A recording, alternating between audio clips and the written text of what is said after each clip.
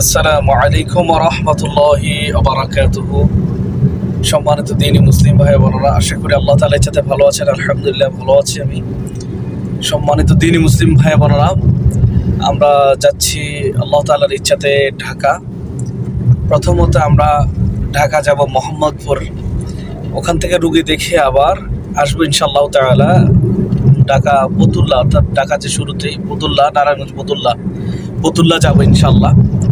এখান থেকে রুগী দেখে ইনশাআল্লাহ আল্লাহ তাআলা যদি আবার দয়া করে আমরা বাড়িতে ফিরে আসবো, যদি আল্লাহ পাক কানে আর কি। সম্মানিত দ্বীনি মুসলিম ভাই বোনেরা, যে বিশেষ করে যাদের কথা উল্লেখ করব, ছোট বাচ্চা এবং একটা ইয়াং প্রায়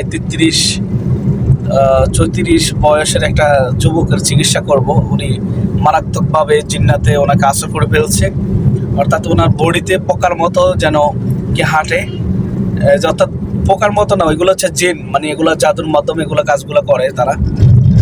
ওনাকে ট্রিটমেন্ট করতে যাব। সম্মানিত দ্বীনি মুসলিম ভাই বোন, অলরেডি আমরা পথে আছি, আল্লাহ তাআলার সাথে আজকে দিনই রওনা দিয়েছি। অন্য টাইমে তো আমরা বিশেষ করে আমরা রওনা দিই আসর অথবা মাগরিবের পরে, কিন্তু আজকে আমরা সকাল সকাল, যেহেতু আমাদের কাজ অনেকগুলো, এই জন্য আমরা একটু সকাল সকাল বের হলাম আর কি। সম্মানিত দ্বীনি মুসলিম ভাই বোনেরা, আমাদের সাথে আছেন আমাদের সহযোগীরা, মানে আমাদের সাথে যারা কাজ করেন।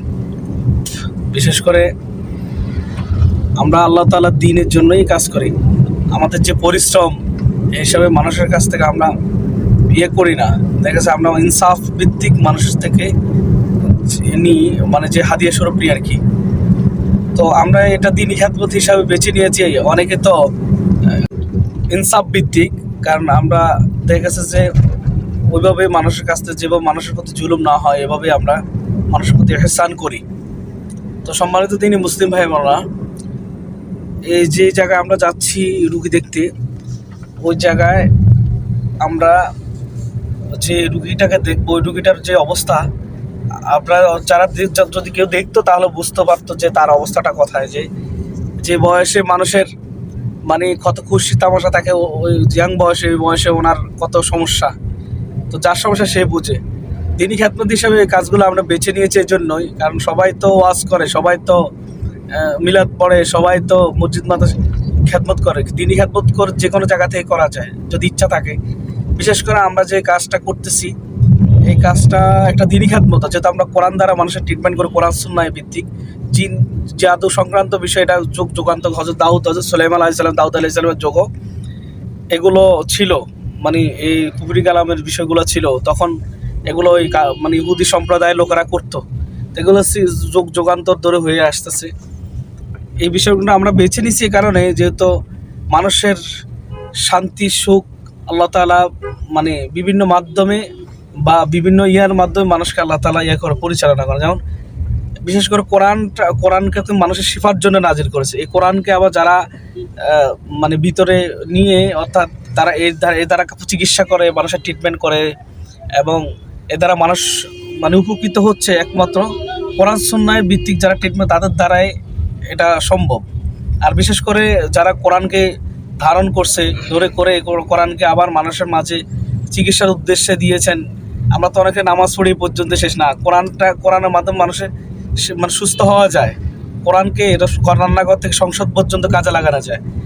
কিন্তু কোরআনকে আমরা শুধু নামাজের মধ্যে সীমাবদ্ধতা রেখেছি না। এই যে আমরা চিকিৎসা করি আল্লাহর কোরআন দ্বারাই, আলহামদুলিল্লাহ রোগী সুস্থ আল্লাহ করতেছে।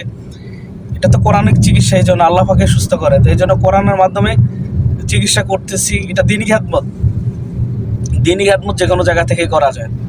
এটা একটা দ্বীনি খিদমত। সবাই যদি ওয়াজ করে, সবাই যদি মিলাদ পড়ে, সবাই যদি মানে অন্যান্য কাজগুলো করে, তাহলে এই যে সুস্থতার মানে যে বড় একটা নিয়ামত কোরআনের মধ্যে আল্লাহ লুকায়িত রেখেছেন, এটা প্রকাশ কে করবে বলেন? এই জন্য আমরা আল্লাহর কোরআন দ্বারা মানুষের ট্রিটমেন্ট করি। যারা জাদু সংক্রান্ত এবং বিভিন্ন রকম সমস্যা আছে, তাদেরকে আমরা ট্রিটমেন্ট করে থাকি আল্লাহর কোরআন দ্বারা, নবীজির সুন্নাত দ্বারা। আমাদের জন্য দোয়া করবেন।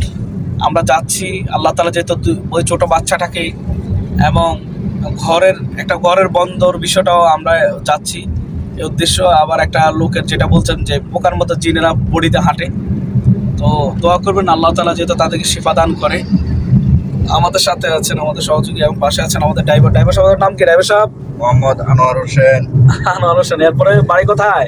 আমার দেশের বাড়ি কুমিল্লা, মনারগঞ্জ থানা, গোবিন্দপুর গ্রাম। আচ্ছা আচ্ছা, দেখা যায়নি আপনাদের? হ্যাঁ, দেখা যায়। আচ্ছা আচ্ছা আচ্ছা, ড্রাইভার হিসাবে উনি ভালো মাশাল্লাহ। তো যাক আলহামদুলিল্লাহ, খুব সুন্দর গাড়ি চালাচ্ছে আলহামদুলিল্লাহ। আমরা অলরেডি কুমিল্লা মানে লালমাইয়ের কাছাকাছি আছি না? লালমাইয়ের কাছাকাছি আছি। তো আমাদের জন্য দোয়া করবেন যাতে আমরা যথাসময়ে আর আল্লাহ পাক রব্বুল ইজ্জাতুল জালালের দয়াতে আবার এসে বুঝতে পারি। আমাদের জন্য অবশ্যই দোয়া করবেন। আসসালামু আলাইকুম ওয়া রাহমাতুল্লাহি ওয়া বারাকাতুহু। স্পষ্ট হয়েছে।